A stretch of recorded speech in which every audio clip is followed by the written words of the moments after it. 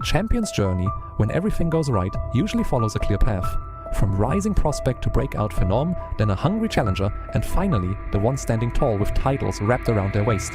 But for a rare few, the true elite, there's a level beyond championship glory, a place most fighters never even come close to reaching.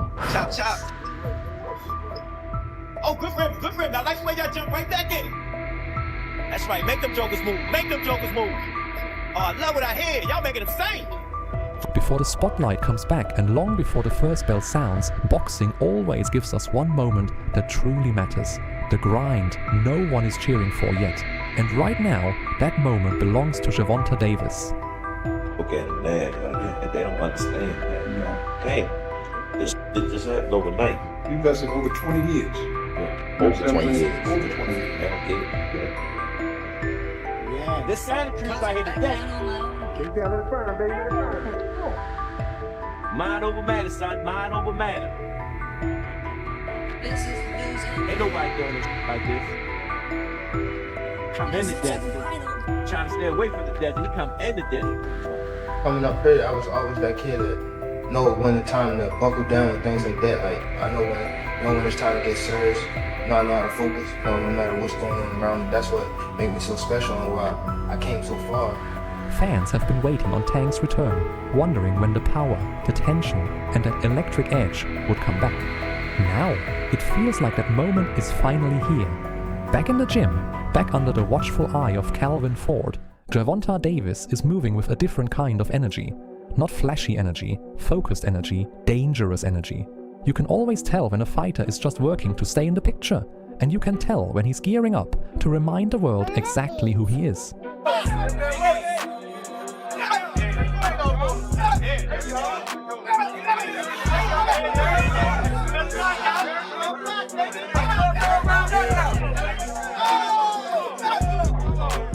For most of Gervonta Davis's celebrated run, Calvin Ford and a tight circle of trusted voices steered the ship.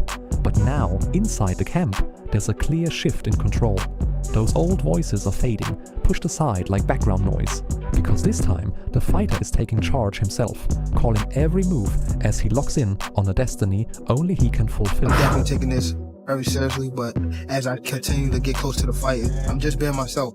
I feel good, you know what I mean? So, it's like it's definitely gonna be a sighted night for the sport of boxing. What are you ready? Yes. Make sure no recording. No recording. No recording, gentlemen. Thank you. The mega fight that Dance with Destiny is closing in fast. And with both superstars deep in the fine-tuning stage, secrecy becomes everything. That's why Gervonta Davis has made sparring the centerpiece of this camp. No cameras allowed, no leaks, just work. And yet, the quiet confidence from his team says more than any footage ever could. Hey, having fun, ain't you? With Gervonta Davis, every answer thrown in the form of those crushing left hands only creates more questions. Right now, they feel bigger than ever, simple on the surface, but endlessly complex underneath. How much is enough? How high can he climb? And just how far can he really take this? We're happy, but you know deep down inside it's more to accomplish. That's how I feel as a fighter. Our job is never done. I want it all. This feels like version 2 of Gervonta Davis. The body language is tighter, the work is sharper, and the hunger speaks louder than any camera ever could. And if the target really is Shakur Stevenson, that level of focus makes perfect sense. Shakur isn't the kind of opponent you beat with highlight reels alone. He's sharp, disciplined, elusive, and mentally draining. That means Tank has to bring more than just power. He needs patience, conditioning, timing, and control. And that's where Calvin Ford becomes invaluable again. He's more than just a trainer in this story. He's the structure, the guidance, and the steady voice that knows how to turn chaos into greatness. I ain't gonna lie, Coach, one of them gotta be Shakur, because that's the one that's a 50-50 fight. I feel like that's the only one that's like, y'all, those are two God-level fighters. Let's play something. Shakur is a master boxer. Yes. True indeed.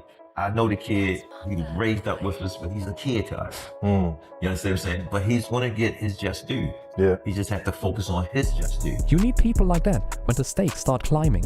And it sounds like the whole team is locking in behind Gervonta Davis, pushing him back on track, making sure this comeback is real, not just social media hype. That alone should put the division on notice, because we've already seen what Tank can do when he's only half in rhythm, fighting off pure instinct. a sharper, more focused Tank is a completely different machine. And if he carries this same energy into a fight with Shakur Stevenson, then this isn't just a return, it's a reset with bad intentions. Because sometimes the most dangerous version of a fighter is the one who still feels like he has something to prove. So, I'm vlogging another day, you know, in the life. Yeah, my guy. Can I get a real pic with you? Yes, come on. Let me take this off real quick. I'm vlogging right now. You vlogging? Yep, you vlogging, champ. Yeah, thank you That's so a much. nice film. We about to see how it is. Thank you so much. You know, I just out here vlogging. Thank you, dude. And just as we're talking about Gervonta Davis rebuilding himself in the gym, Shakur Stevenson steps in, sounding like a man already staring across the ring. What stands out isn't anger, it's certainty. Shakur shrugs off the noise and simply says, "Yeah, the fight is happening." That's cold confidence. No shouting, no fake threats, no social media speeches, just the mindset of someone who believes destiny is already signed. Then he gives Tank his respect, and that part matters. He calls him strategic, experienced a fighter who sets traps, lets opponents waste energy, and then cashes them out when it counts. Tankdavis, is it just boxing beef or is it real beef?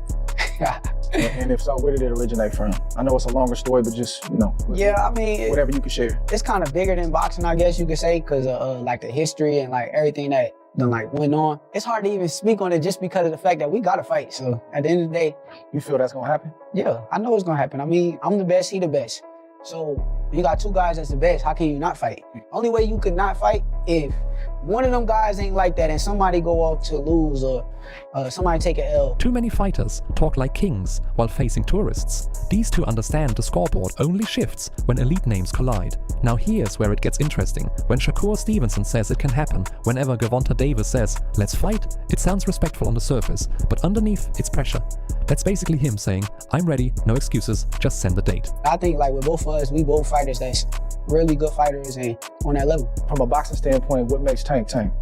We see the power, but it's gotta be more than that. Nah, he's strategic. He's setting guys up. He been boxing since a little kid, just like I've been boxing since a little kid. And you can tell like with the experience, even with his last fight with Frank Martin, you can see Frank Martin was more so an amateur. Like the experience he got is not on the level of like Tank. And he just took off with experience. He let him waste his energy, gassed him out, and then round 8, okay. Gervonta Davis is a patient detonator. Shakur Stevenson is a defensive locksmith. One waits for mistakes, the other refuses to make them.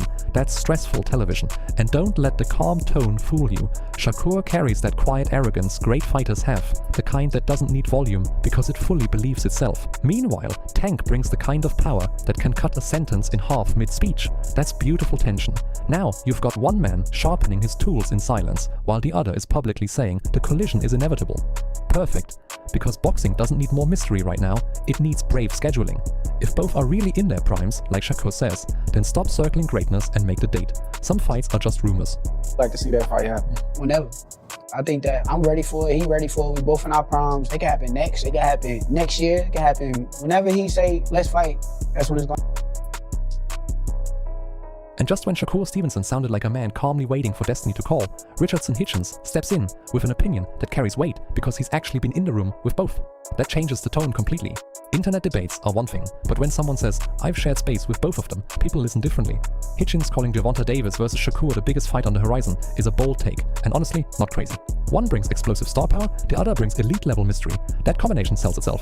Then, he even goes as far as saying it could surpass Terence Crawford versus Errol Spence Jr., and you can almost hear the reaction already, but the logic is there. Youth, undefeated aura, style clash, and enough debate fuel to run podcasts for weeks. What really stood out is how he broke it down. Tank as a skilled power puncher, Shakur as a generational technician with reach, timing, and control. Right in the middle of the kind of moment boxing always says it wants, but rarely delivers. Gervonta Davis is back in the gym, sharper, more focused, training like a man who knows this next chapter has to hit different.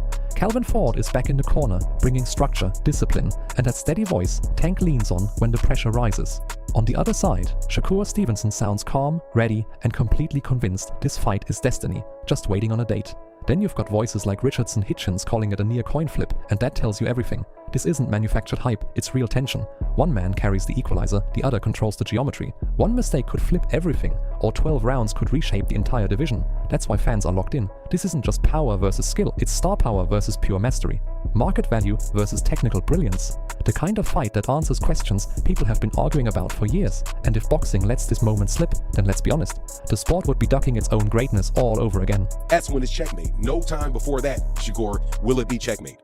That's when you got the world on blast. You got it on lock when you beat him. So, if he ain't talking about that, then what else you gonna be talking about? Because next move, I already know what the next move is. First of all, let's talk about the fact that he has to say that he has a next move.